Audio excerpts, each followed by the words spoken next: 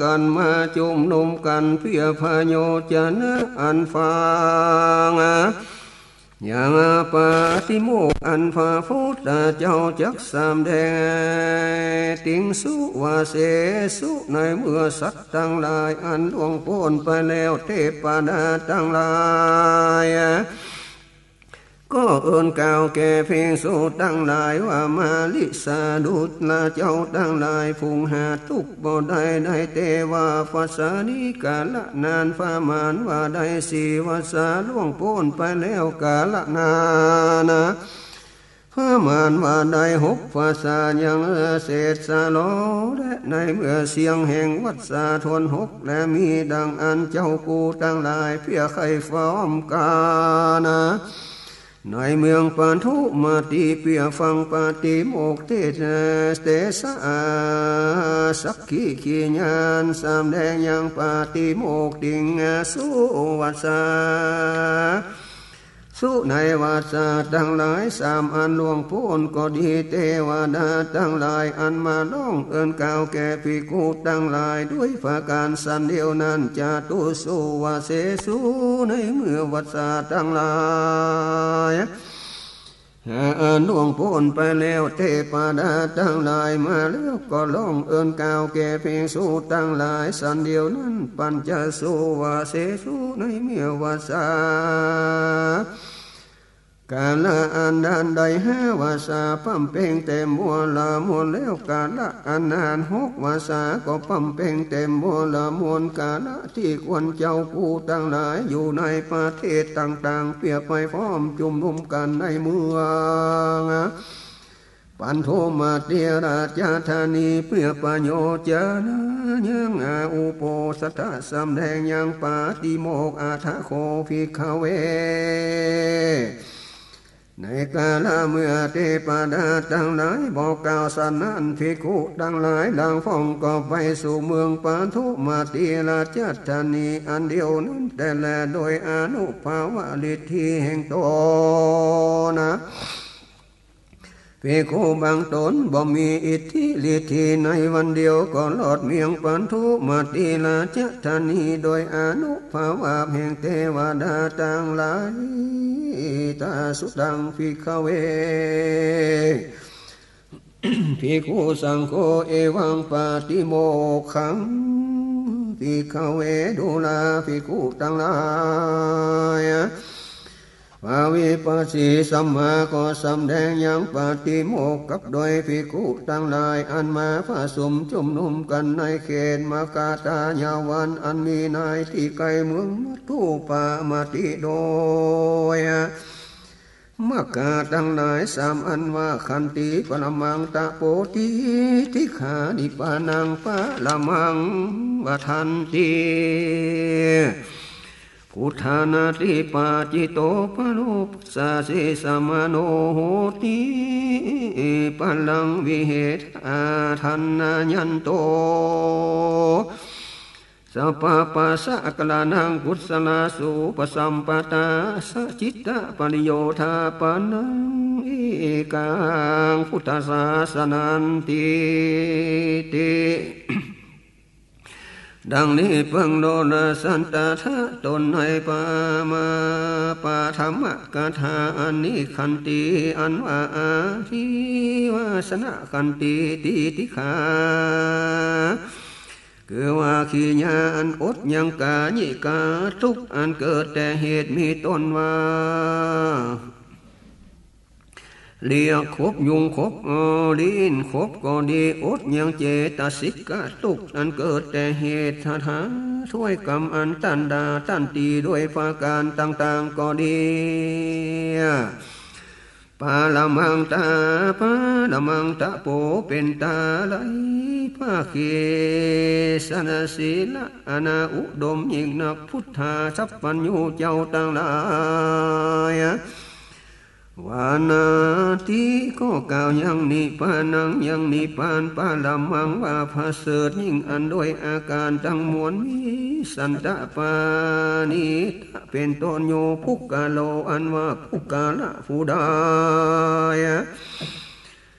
บ่รู้ปัญญาปัญญัติอันนาเบียดเบียนหันขายังต้านผู้อื่นเหตุปัสสะจากขันติวาทนาขันติโสภุกกะโลวันว่าภุกกะลาจักได้ชื่อว่าปานาปาสีพันดังจาตุธาปัสสะอันเป็นเววาจนางแห่งตาติญะปัตตะสิ่งเดียวคือบทว่านาสมาโนโหตินั้นเป็นวาจนะแห่งตาติญะบทวานิหิปปาจิโตบทว่าปลังวิโหทายันเตเป็นเววนาแห่งบทว่าปาลุปาทาวิวิทังวัจนังเวตเวจนังอธิบายศรัทธาทั้งหลายว่าดังนี้มีพามานต่างๆกล่าวอัตตาอัตถะอันเดียวกันชื่อว่าเววาจนะแก่กันถ้าว่าในขณะหนึ่งโยสมโนอันว่าสมณะตนใดที่เหตุยันโตยังเบียดเบียนโดยสามารถอันคาและตียังสัตว์ตัวใดตัวหนึ่งปาโลคามิมังว่าอัตตามโนศีลวินาโตอันเฮสิบหายแห่งสินหายเสียโหติก็มีโสปโนอันว่าสลมตนนั้นปปาสิโตนามะชื่ออันว่าปปาสิโตโดยอัตเป็นนักบวชดังอานาโอนาโหติก็บ่มีตามตุติยะในยาปลาญะสัทธายังทำทั้งมวลคงเป็นปาเลปะคะแก่กุศลธรรมทั้งหลายมีศีลเป็นต้นดังอันขันตินั้นเจว่าเป็นตบะคือว่าศีลอันนาอุทามหญิงนักบทว่าสาวิเศษังสัตตมาติเนนะโลวาขัสลาที่ทำต่างๆปังกาปังกาคือต่างกันดังกุศลธรรมจักเอาปานาติปาเวลาที่ขันตินั้นนาเหตุกำจัดเสียยังปาทิขณะธรรมคือว่าโตสากุศลธรรมกันสัจญานันโลภากุศลธรรมเอากาเมสุมิสัจญานวิลาติหันเป็นปาทิกะธรรมได้จาริญะบทว่าสวิเศสังนั้นเฮโลยังมหา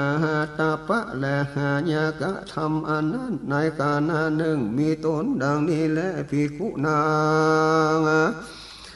อาคานันติติขาทิขันติโสลาเวสังอวิปัจจานังติติภิกขุนางขีญาณอุตติติขาจิวิติขาจิภาตาสาปนาจิจะอัมบาทลดนาปัจจัยภาวนาหน้าตนอยู่ตนวิวาที่นั่นคือเป็นด้วยว่ากัวจาจีวันนะเมกะสลานังเตนะภากานันและโอจาอนันตธาตุเป็นโดยสุดนานตวะโกเคจะลงเอากะซ้อนขากรรมวาติติกานั้นเป็นเวทาวาจนะแห่งขันติมังวาเตียติขาและขันติกล่าวโดยเดียวกันตัสมาเอวเมทะอาโทตาทะโปติติขาหาสัพพังตาทิวาธนะขันตินามานะมันตะมังตะโปติเหตุดังอันเปิงโลปาทาระปาตะแห่งคาถาอันนี้ทิวาลาธนะขันติคือว่าขีญาณอดชื่อเวเป็นตบะอันอุดมอันดีนักแม้นว่าพิจารณาในปัทมาป ปาทะแห่งกัถาดังอันว่าดังนี้ตามพิกาสามันตะแม่นในพิกาสูตรอันนี้คือก็ว่าสันเดียวแลนายอาจาตุติญะปาทะอันเต็มวิกาญสุขตินิวาตันหาวานัสสานุปัสสมาโตนิปานังปาลามังติติขาพุทธดังนี้สาตถาละหากภกุตตามวิกาณโสนิปานังมักเหเป็นกิจตามคาหาวาตันหาสังขตังวาตังนิปานันติเอเตนาวานิปานังนิปุปปาวาทาตุเป็นในวุปัสสมาลงยุปัจจัยแล้วเอาเป็นอาณาจะสัจจาในที่สุดวิโตพัสญานั้นเอาว่าเป็นกะเลี้ยวลัตตาภาโวซ้อนปะเป็นตามาวิกาสามันตะวานิปานังปะละมังพุทธา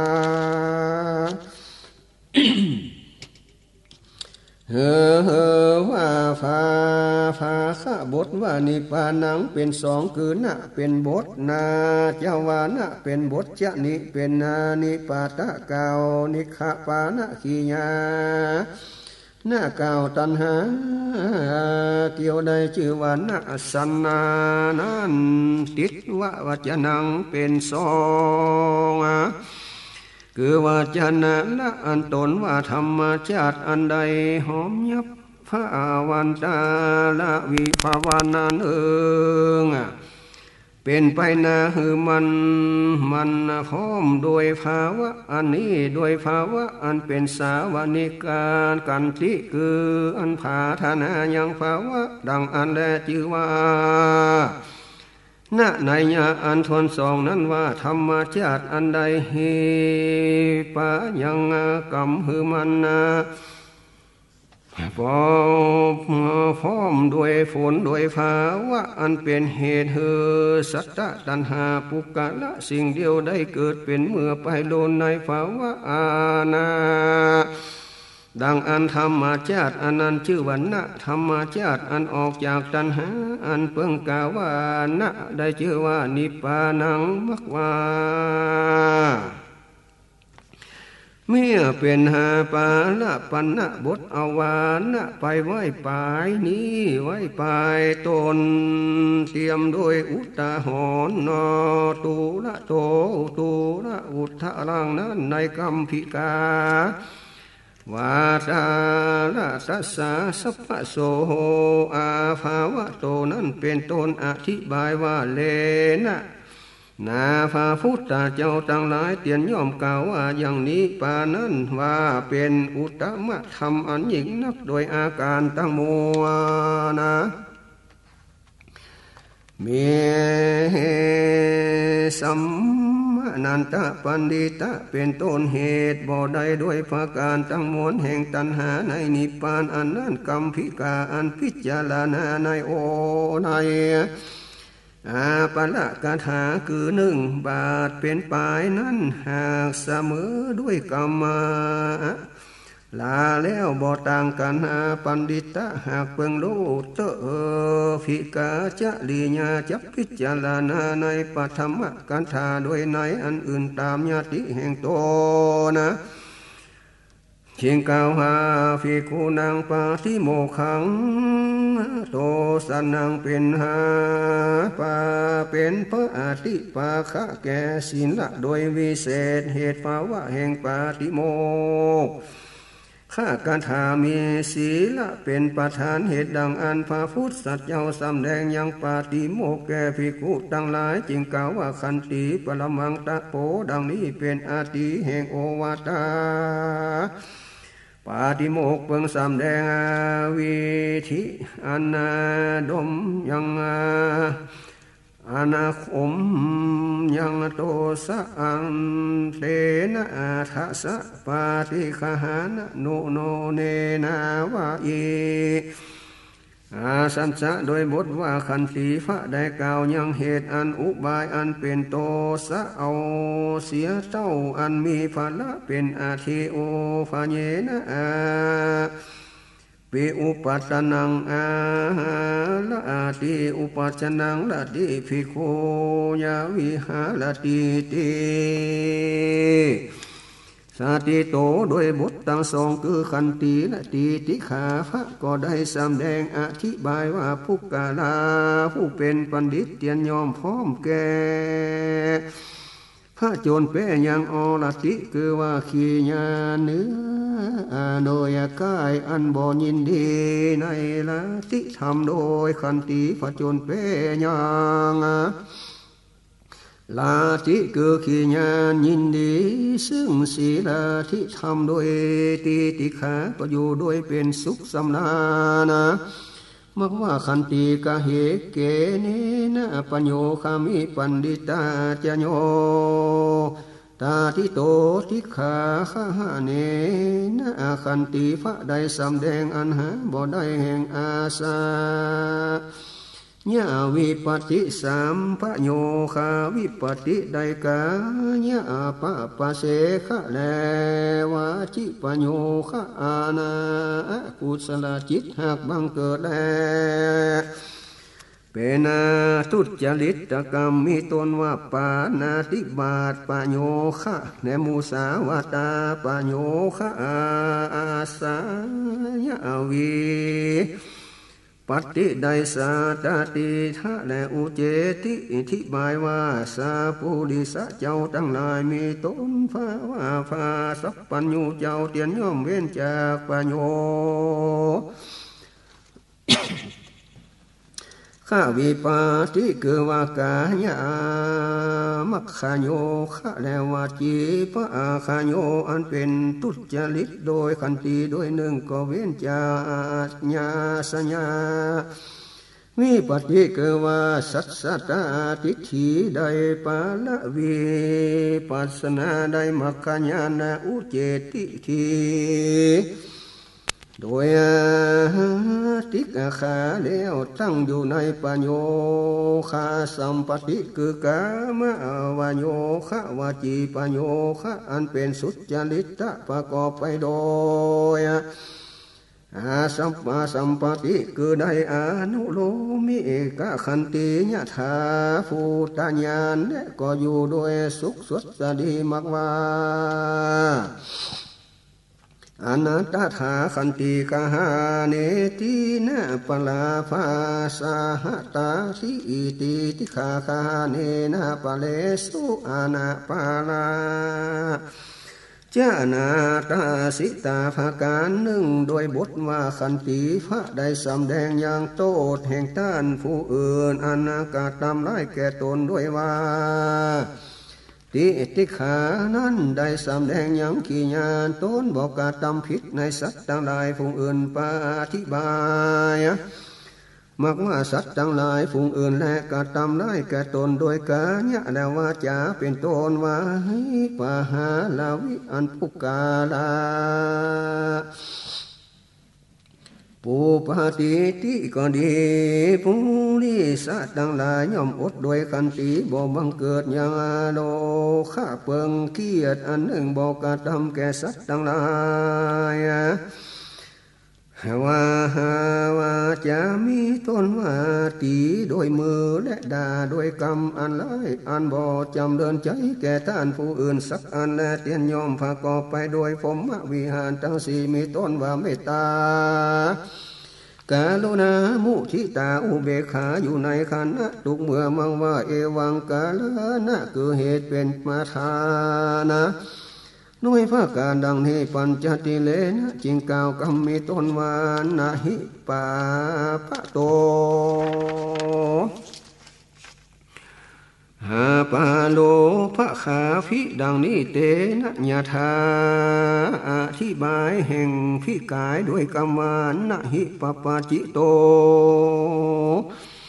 ปาลุปะคาภิสมโนโหติปะลังวิตาหาทายันโตนิละพระได้สำแดงอย่างอธิบายว่าภ พญานปงยังจากชีวิตก็ดีขี้ยานเบียดเบียนสัตว์ทั้งหลายด้วยสิ่งมีต้นว่าไม้ค้อนก้อนดินก็ดีผู้พญาเก่าชื่อว่าปาโลภคาภิโบปาลังวิเหยังวันนั้นอันแลอุปมานั่นเป็นสันใดขี้ยานลักเอาเขาของแห่งต้านผู้อื่นก็ดีขี้ยานกล่าวยังกรรมมุสากรรมได้ต้านก็ดีขี้ยานกล่าวยังกรรมสนสอหือต้านขี้ยานด่าต้านโดยฟารุษสวรรค์จาขี้ยานสัมภปรวาจาปโยชนะบ่ได้ก็ดีขี้ยานอันพาธนามักไข่ใดของต้านมาไว้เป็นของตนก็ดีขี้ยาน้อยงันนาวาดเว้นในต้านผู้อื่นก็ดีขี้ยานประกอบด้วยมิจฉาทิฏฐิก็ดีอันใดชื่อว่าอุปาคาคโตเจอว่าวิเหทะนังอุปไมยเตียนเป็นสนันเหตุดังอันปุกาละผู้กาดำอกุศลกรรมบ่ถืออันใดอันหนึ่งมีต้นว่าปานาติปาตาอาตินาดานก็ได้ชื่อว่าปปาสิตาบ่ได้ชื่อว่าสมณะและพิจารณาไปปฐมกถาตามดังพิกาเต่านี้เปลืองโลสาตาธาในตุติยกถาดังนี้อากาลนังภาวะอนุปาทานังขีญาณบังเกิดสัพพะปาปัสสะสัพพะกุศลอันอกุศลวิบากทั้งมวลอุปาสัมปตาขีญาณหือเลี้ยวเกิดอาทิคามัคคะและปาทิลาภะกุศลาลาภะยังอาจาตุภูมิเมกาสุขสาธากาสจิตตะปริสจิตตะปริโยทะปนังกิญญาอันเฮือยังจิตแห่งตนเลี่ยมสายเอวังกัมมังอันว่ากรรมอันพุทธศาสนังเป็นคำสอนพระโอวาทแห่งพระพุทธเจ้าทั้งหลา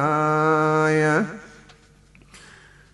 บทว่าสัพพะปัสสะสัพพะปัสสะนั้นสโลปะทะใดอากุศลจิตนาตุบาท12คือโลภะจิตขาโมโตสันตสิทโมหะจิตกุศลาตุปบาท16คือกามาวาจารากุศลจิต8รูปาวาจาราจิต6อโลปาวาจาราจิต6อโลกุตลากุศลจิต6บทวาสาจิตตปริโยทะปานังสาขานังทิภาคาเป็นอันสองคือวาสาจิตตนะปริโยทะปานังจิตนาจักเอาแต่ใดอรหันตาภาลาจิตตะปริโยปานะใดขีญาณกะทำยังภาวะอันเลี่ยมใสอันลุ่งเรียงมาญาณพระการถาว่าผู้การละผู้เป็นปัณฑิตละเสียยังปาพระธรรมทั้งมวลโดยศีลวะละแล้วเปิงหูแล้วดังแต่แลผู้มีกะกุศลธรรมโดยอันจำเดินยังสามปาทาภาวนาเปิงหือใดตัสโลอนิยมัคคะพละธรรมกำว่าใดตัสยังอรหันตา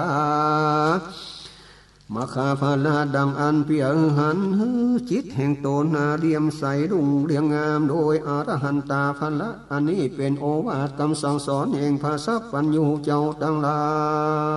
ยตาติญากถาเปิงโลสาวาสละในตาติญากถาดังนี้อนุปวาโตขีญาณบอกกรรมเก่ามากรรมขาละหะคือว่านินตาติยังพุกกาละผู้ใดผู้หนึ่งโดยวาจาก็ดีอนุปคโตขีญาอันกระทำยังอุปาคาระคือว่ากรรมอันฆ่าสัตว์โดยกาญะก็ดีปาติโมฆะจาสาวโลกิญาณสังบอนในปาติโมกก็ดีมันตายุตาจะภาวะแห่งผู้กันละผู้รู้พามานะ พัตตา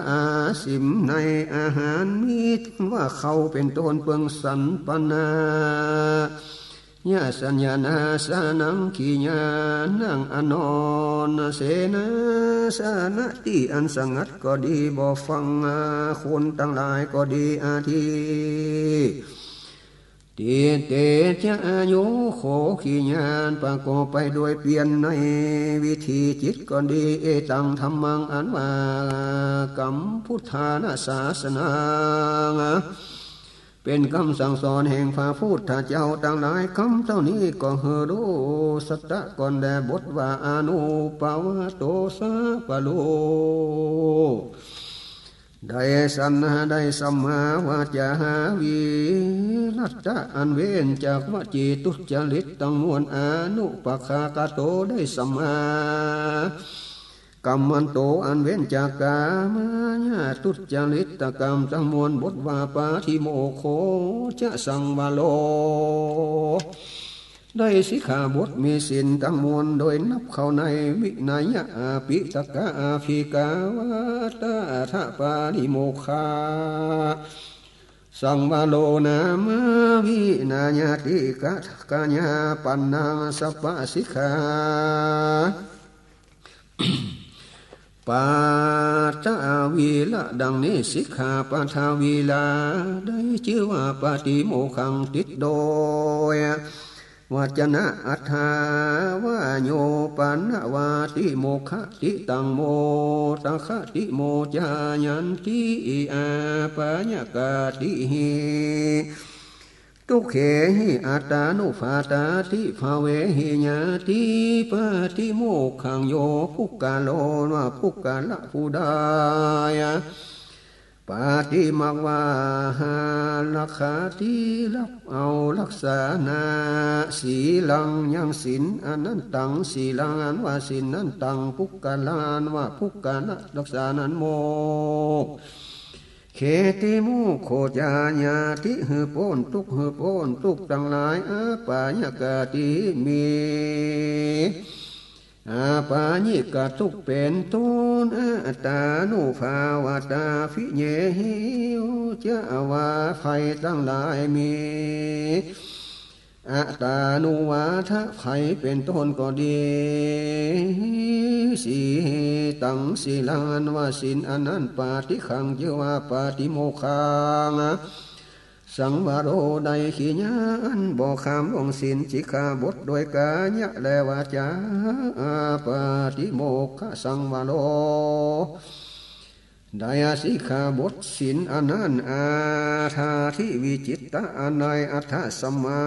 ปาติจิตอันเป็นปาตกะแก่วิปัสสนาเหตุพิกาว่าวิปัสสนาปาตกังอาทัสมมาปฏิจิตตาอาจิตตังดังนี้โอกาสหนึ่งภาการหนึ่งมัคคจิตเก่าได้มัคคจิต40มา6 4 6 9ละ4ก็ได้อาทัที่จิตนาเหฟิกาวาตโตปิจจาปะละฟลา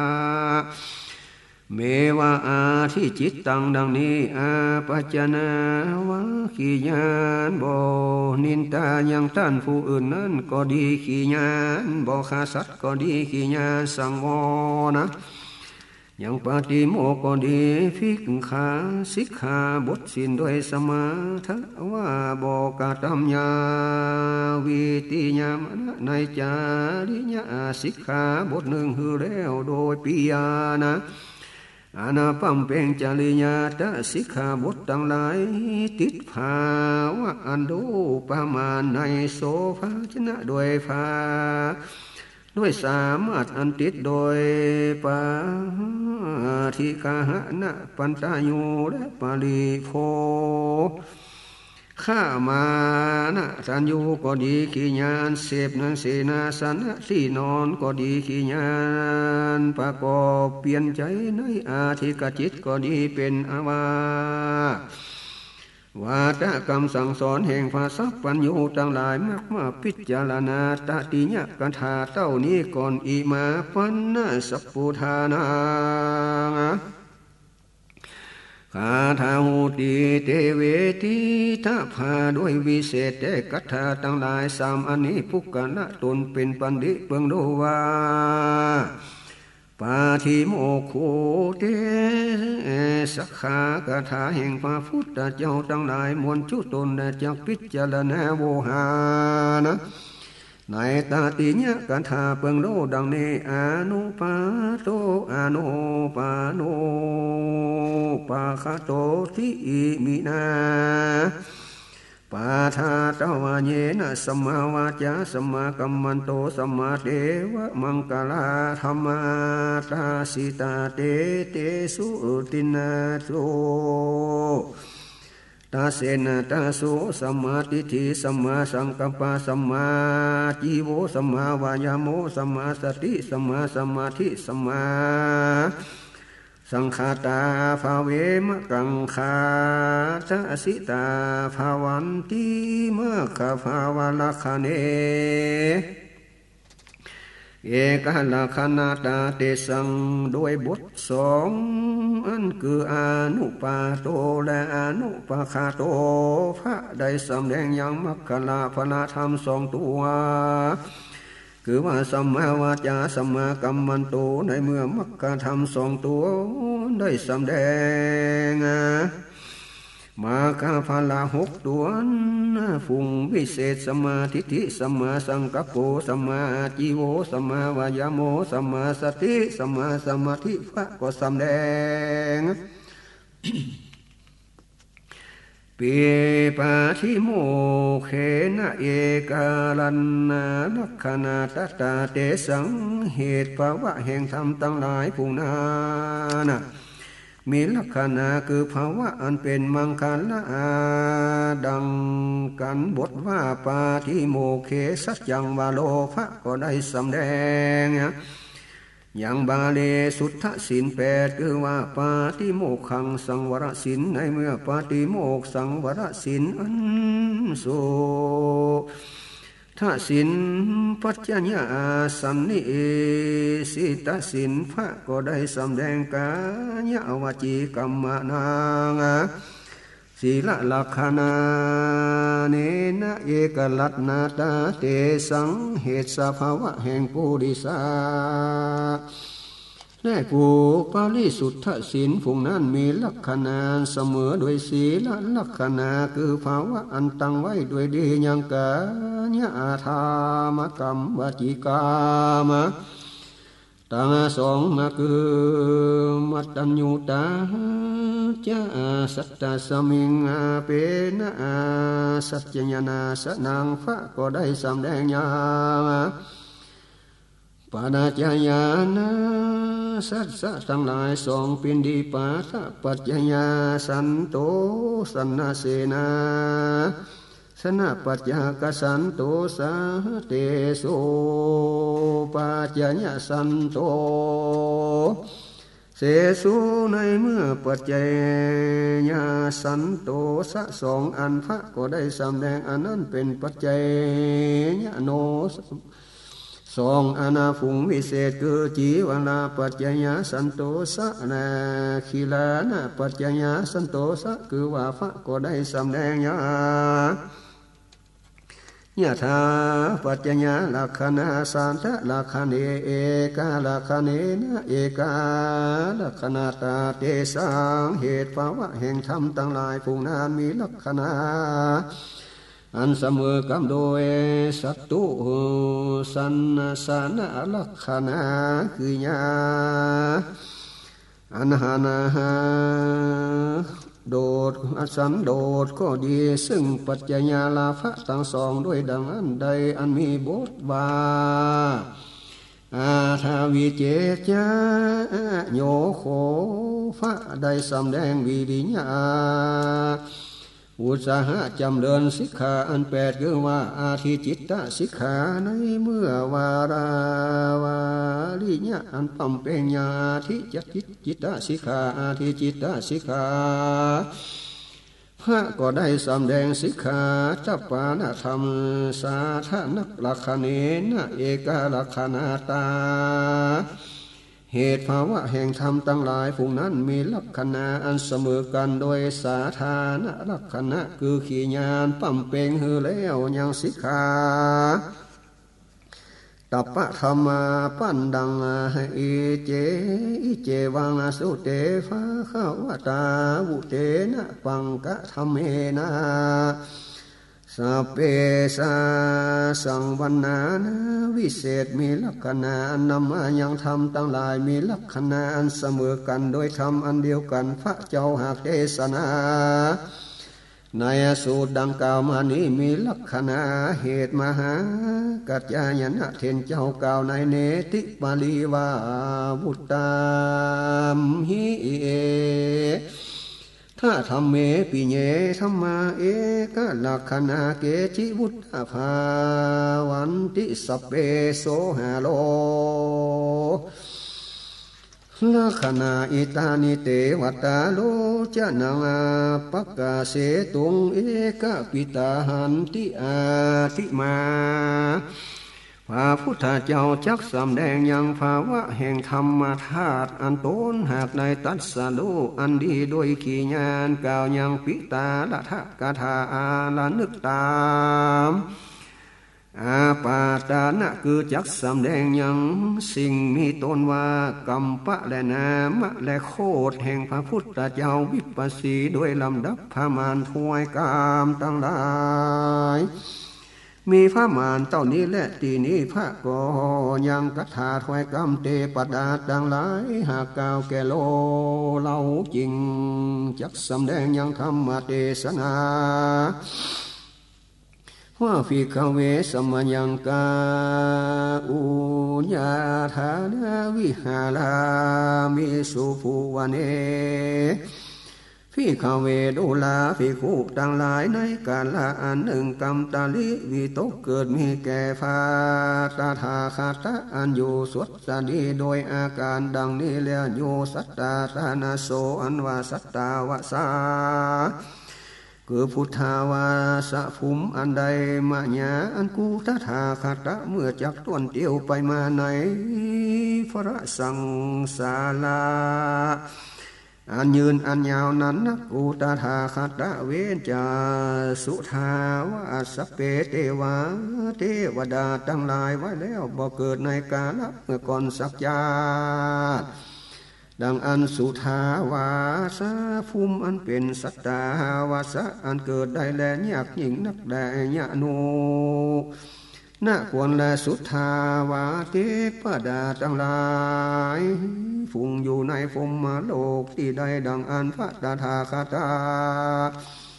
เพิ่งไปสู่ภพโลกที่นั่นพระตถาคตมีกรรมวิตักดังนี้ภิกขเวดุลาภิกขุทั้งหลายในกาลเมื่อตถาคตลำเพิ่งสันนี้แล้วพระตถาคตก็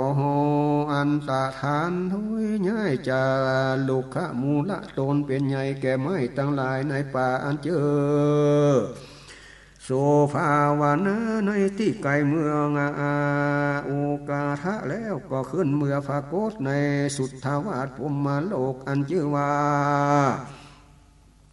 อเวหาในขานาส่วงปั๊มนักอุปมาเตรียมเป็นดังใจผู้มีกำลังอันแรงยังแขนอันเหยียดซื่อไปในขานะอันปันนักพมาหนึ่งเตรียมเป็นดังผู้ใจมีกำลังยังแขนอันเหยียดไว้หือคู่มาเลี้ยวนักก็มีฟิกเวดูลาภิกขุทั้งหลายกล่าวลงไว้เก่าอันกว่าลงไว้กว่าปันนะฟุ้งอยู่ในอาเวหาภพตีนานะเข้ามาสู่ที่ไกลไว้ฟาตาทาคาตะแล้วก็กล่าวดังนี้มาลิสาข้าแห่งเจ้ากูโตนหาทุกบ่ได้วิปัสสีภกวาพระพุทธเจ้าชื่อว่าปิปัสสีเกิดในโลกนี้ในกับอันใดอันนับแต่กับอันนามาถึงฟัตตะกับเก่า11กับแล้วพระพุทธวิปัสสีตนนั้นมีจาตเจียอันเป็นคติญะอัญญกังก็เกิดในคติญะคาโกนะ ข้าเจ้าวิปัสสีโคตรชื่อว่าโกดัญญาโคตรอายุแห่งวิปัสสีมีประมาณ80,000 ปีพระอาวิปัสสีตัดยังสัพพัญญูตัญญานะ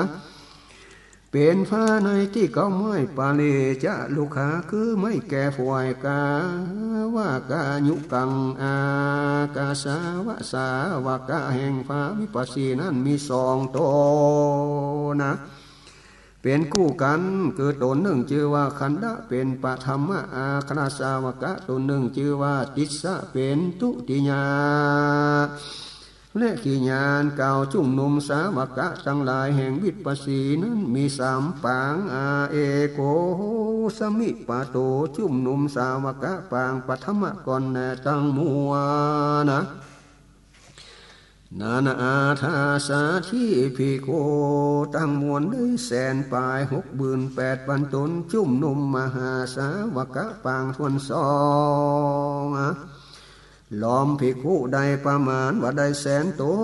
นจุ่มนุมมาสาวกะตั้งมวล3ได้ภิกขุ80,000 ตนสาวกะตั้งหลายพร้อมกันในสันนิบาตตั้ง3แน่ปาลิสาข้าแด่จังกูตนหาทุกบ่ได้ภิกขุตนหนึ่งชื่อว่าโสกะเป็นผู้อุปถากแห่งพระเจ้าวิปัสสีปิตาพ่อแม่แห่งพระวิปัสสีนั้นปรากฏโดยนามพิเศษชื่อว่าพญาปันธุมาติมาตาแห่งผู้บังเกิดพระวิปัสสีชื่อว่าปันธุมาติราชเทวีนักกลาเวียงแห่งพญาปันธุมติชื่อว่าปันธุมติราชธานีอาภินิกมานังขีญาณพระพุทธวิปัสสีออกไปจากคฤหัสถ์มีด้วยภาการอย่างนี้ปัจจาขีญาณบวชแห่งพระก็มีด้วยภาการดังว่าแล้วปะทานังขีญาณกาตัมปิยานะแล้วยังปาทิพิธาตาญาขีญาแห่งพระก็มีโดยภาการดังกล่าวมานี้ธรรมจายะกตังขีญาณพระเทศนาคือเป็นไปอย่างธรรมจักกะดังกล่าวมานี้แลเตมะยังผู้ฆ่าทั้งหลายกะทำพรหมจริยกรรมอันพระเสริฐในศาสนาแห่งวิปัสสีในกำจัดตัดเสียยังราคะโทสะและโมหะข้าบ่เศษสาโลด้วยนาคามีมัคคะพรญาณกันเหมือนอายุสังขารก็ได้เอาพระที่โสนที่กำเนิดไปเกิดในเวหาพรหมโลกตัสมิเยวะโคมังภิกขุดุลาภิกขุทั้งหลายอาเววาลาเทปดาทั้งหลายพุงเป็นสาวกะแห่งอาภาสิกีสัมมาสัมพุทธเจ้ามาไวยังกูตถาคตบอกกล่าวดังนี้ปริสะข้าแด่เจ้ากูตนหาทุกบ่ได้พระพุทธเจ้าตนมีชื่อสิกขีเกิดในโลกในกาลกับอันใดดังอันนับแต่ก่อนอันนั้นมาถึงพัตตากับอันนี้ได้31กับว่าดังอันแล้วก็กล่าวอย่างจาติโคตรแด่อายุพมานะเป็นต้นแห่งสีขีตนนั้นโดยอันมีจุภาการจะแลจริงกล่าวว่าปาลิสา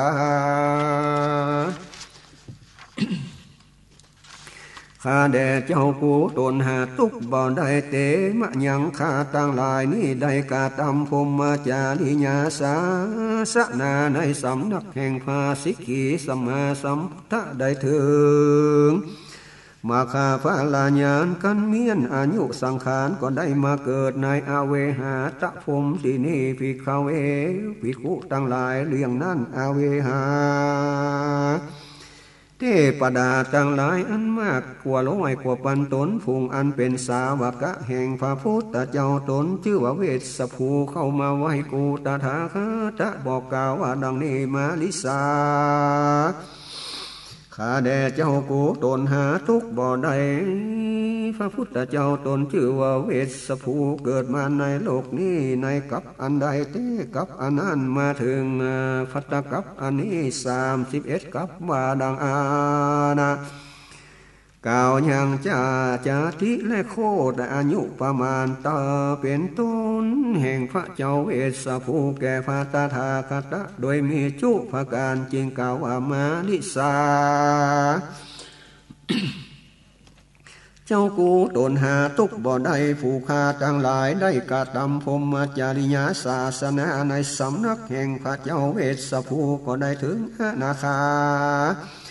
มีมาขยานกันเมียนอายุก็ได้มาเกิดในเวหาตะพรหมโลกที่นี้ภิกขเวดูลาภิกขุตั้งหลายอเวหาเทปดาตั้งหลายพุงเป็นสาวกะแห่งพระพุทธเจ้าตนชื่อว่ากัสสปะเข้าไปไหวกูตถาคตพระเจ้ากัสสปะเกิดมาในฟัตตกับอันนี้สิ่งเดียวและอันแล้วกว่ายังชาติและโคตรอายุประมาณเป็นต้นแห่งกัสสปะและจึงกล่าวว่าผู้ฆ่าทั้งหลายนี้ได้พัมเพลงพรหมจริยาในสำนักพระเจ้ากัสสปะแล้วได้ถึงอนาคามีพระญาณกันเมียนอายุสังขารก็ได้มาเกิดอเวหาพรหมที่นี่ตัสมิงเยวะโคมังภิกขเวดูลาภิกขุตั้งหลายอเวหาตปาเทวดาตั้งหลายผู้นี้ได้ปั้มเพลงพรหมจริยาสำนักเป็นสาวกะแห่งตถาคตเข้ามาไหวกูตถาคตกล่าวว่าดังนี้มาลิสาดูลาเจ้ากูตนหาทุกบ่ได้พระขวาอันว่าพระพุทธเจ้าอาละหังตนไกลแต่จางคาศึกคือว่าลาคะติปาดธรรมสมาสัมพุทโธตนตรัสโลนิยธรรมทั้งมวลด้วยตนมีอุปนาเกิดมาในโลกนี้ในภัตตกัปอันนี้สิ่งเดียวในกาลบัดนี้ภควาพระพุทธเจ้าผลเป็นคาติญาข้ากุลพระก็มีโคดชื่อโคดและอายุแห่งพระพุทธเจ้ามีประมาณเป็นปะกะคือว่าอายุนับบ่ยืนบ่ยาวคนผู้ใดมีอายุยังแควนยืนยาวยิ่งกว่าทั้งมวลในกาลบัดนี้ดังอันอายุแห่งคนผู้นั้นก็เต้ามีประมาณได้100 ปีก็ดีบ่ปอร้อยก็ดีมาลิสาหาคาแห่งสัพพัญญูเจ้าเป็นพระในที่ไกลต้นไม้ชื่อว่าสัทธาอาสาตจาตะมาลิสาข้าแห่งสัพพัญญูเจ้าตนหาทุกบ่ได้สาวกะยุกังข้าสาวกะพระมีตนหนึ่งชื่อว่าสารีบุตรตนหนึ่งชื่อว่าโมกขลานนาสาวกาสันติปาทะขีญาณจุ่มนุ่มมายังสาวกะแห่งพระพุทธเจ้าปางเดียวสเตจะสานิภิกขุสตาสันนิตาตะปางเดียวนับล้อมภิกขุได้ปันปลาย250 ตนย่อมเป็นขีณาสาวกะอรหันตาจุโตนะเจ้าภิกขุตนอุปถากพระชื่อว่าอานันตเถรพระปิตาพ่อพระพุทธเจ้าชื่อว่าสุทโธธนมานะคือว่ามหามายาหาภาเวียงแห่งภาสุทโธธานะชื่อว่ากัมปีลาวัตถุราชธานีมาลิสาข้าแห่งพระพุทธเจ้าตนหาทุกบ่ได้อาภิคิตามานังขีญาณออกจากคฤหัสถ์มีโดยภาการสันนิปัปปัจจาการอันบวชแห่งพระก็มีโดยภาการดังนี้อาภิสมุทิขีญาณอันปาตลัดโพธิญาณมีโดยภาการสันนิธรรมจักรปวัตตังขีญาณพระก็เป็นไปในเทศนาธรรมจักก็มีโดยภาการดังนี้มาลิสาข้าแห่งพระสัพพัญญูเจ้าตนหาทุกบ่ได้เตมะยังข้าต่างหลายก็ปั้มเป่งพรหมจริยากัน2 ภา 2คือว่าสานาพรหมจริยาและมัคคะพรหมเมื่อจริยาในสำนักแห่งพระพุทธเจ้าแล้วได้กำจัดเสียยังกามวัจลาพยาบาทโดยอนาคามีมัคคะญาณจนเมียนอายุสังขารก็ได้มาเกิดในอาเวหาตะพรหมโลกที่นี้อัฏฐโขภิกขเว ดูลาภิกขุตั้งหลายในกาลเมื่ออเวหาเทปดาตั้งหลายกล่าวยังกัมปะอันเกิดก็ดีกล่าวยังชาติก็ดีโคตรก็ดีแห่งสัพพัญโยเจ้าต่างหลายเจ็ดพระองค์พระพุทธเจ้าวิปัสสีเป็นต้นแก่กูตถาคตดังอ่านอุปาเตปะอาดาต่างหลายภูมิจะอยู่ในสุทธาวาสภูมิจันฟ้าทวนสองชื่อว่าอาตาปามิในกาลที่ใดกูตถาคตก็เข้าไปสู่ปัญญาสู่อัตตาอาตัมปะพรหมโลกที่นั้นกับโดยหมู่เวเทวดาตั้งหลายภิกขเวดูลาภิกขุตั้งหลายฟุงเป็นสาวกแห่งพระเจ้าเจ็ดพระองค์เข้ามาไว้พระตถาคตแล้วก็กล่าวอย่างชาติโคตรอายุมีพระวิปัสสีเป็นต้นโดยอันจุภาการแก่กูตถาคตในวันดังอาณาเทปดาตั้งหลายกล่าวมาจุอันและภิกขเวดูลาภิกขุตั้งหลายตถาคตได้เสด็จขึ้นสู่สุทธาวาสภูมิอันทวนสามคือสุทธาวาสกับอเวหาเทปดาอัปปะเทวดาต่างหลายเมื่อสู่ดังอันสุทธาวาสเทวดาต่างหลายก็มาไหว้กูตถาคตบอกกล่าวยังชาติและโคตรแห่งสมมาสัมพุทธเจ้าต่างหลายเจ็ดพระองค์มีพระวิปัสสีเป็นต้นสุทธาวาสภูมิอันส่วนสี่ชื่อว่าสุทธสีสุทธสีกับโดยอเวหาตัปปะเทวดาสุทธสีเทวดาต่างหลายเมื่อดังอันเทวดาเข้ามาไว้กูตถาคตแล้วบอกกล่าวยังชาติและโคตรเป็นต้นแห่งสัพพัญญูตั้งหลายเจ็ดตนดองนั้นตถาคตก็เสด็จขึ้นสู่สุทธาวาสภูมิอันทวนหาชื่อว่าอากันนิธาภูมิกับอเวหาเทปดาตปะเทวดาสุทธา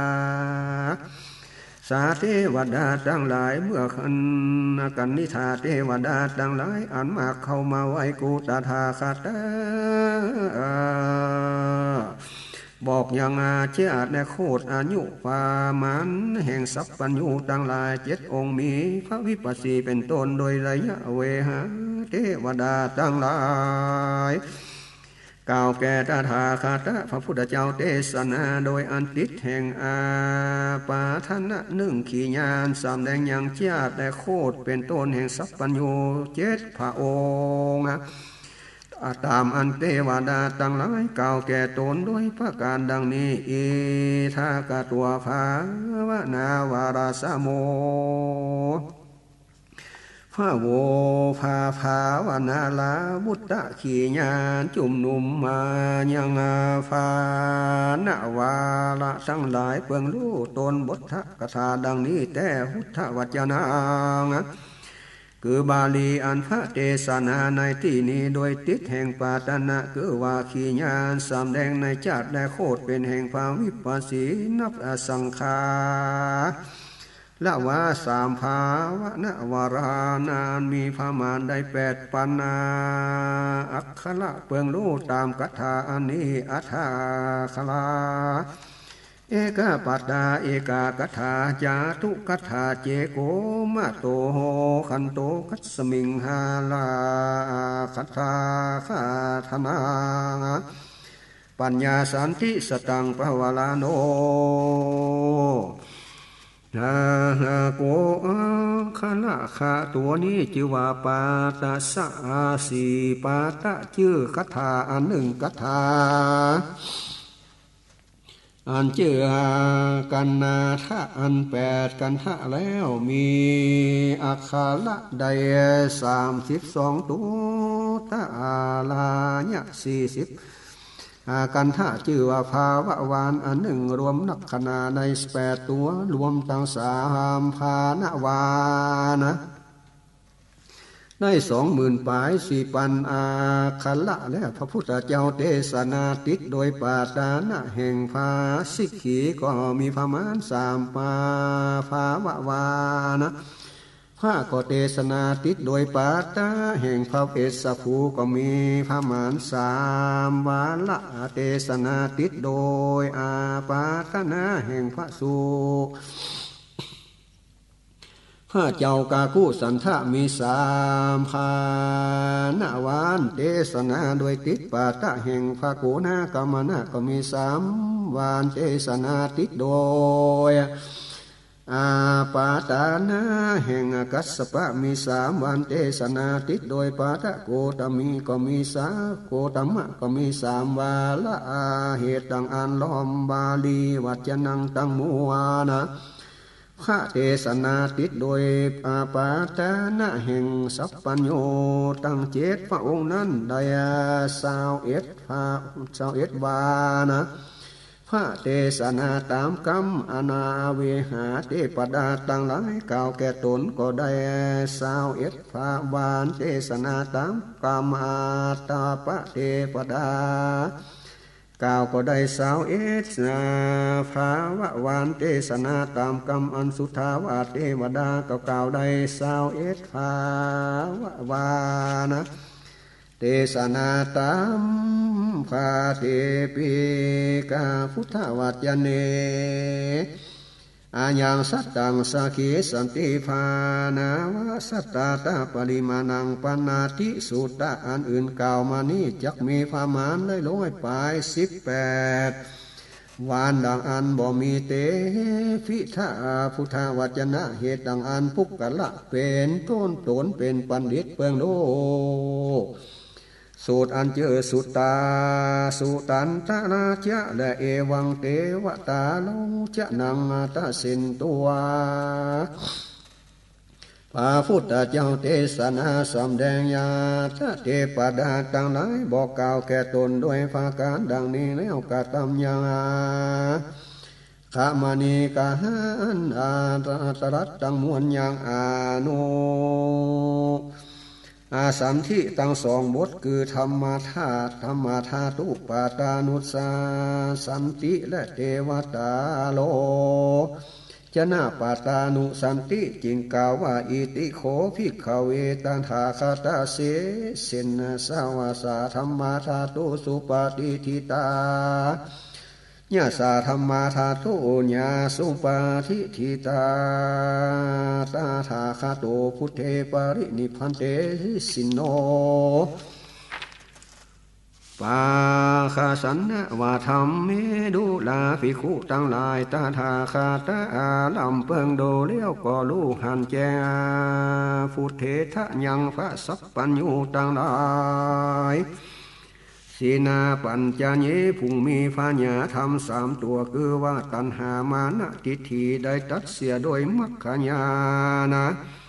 สีนาวาภูเมภูหาวัตตะ3คือกิเลสวัฏกรรมสวัฏวิปากาสวัฏกรรมจัดเสียแล้วอาริญาปินนาวาเชนิวัฏะได้กระทำหือเสียแล้วสัพพทุกวิติปาเตฟุงอันข้ามพ้นจาวัฏทุกได้ตั้งมวลแล้วปาลินิพุทเท